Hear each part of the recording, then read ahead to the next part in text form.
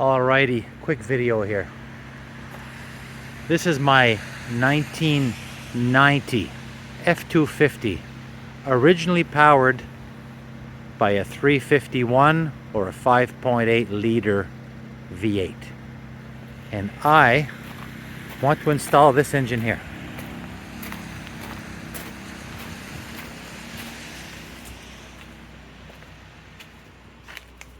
.3 IDI diesel.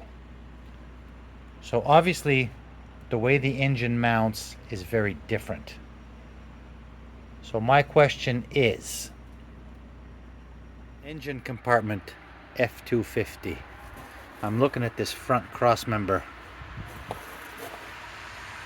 seeing if the adapters of the 89 diesel could simply be bolted onto here. Well, bolted or welded. Either way would work. I'm just not sure.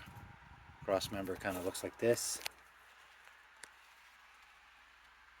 Is this similar to an 89 diesel? I don't know.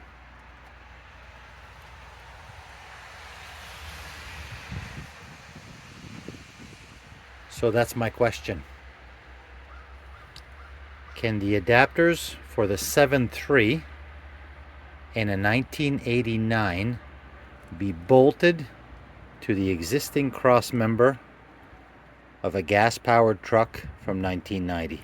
Is this piece the same on an 89 diesel as it is on a 1990 gas? So here are a couple of pictures of the adapters that came off of this 89 diesel. Just curious if they could simply be installed onto this existing cross member. If anybody knows, or if anybody has ever done this, please let me know. It would be greatly appreciated. And that's all for now.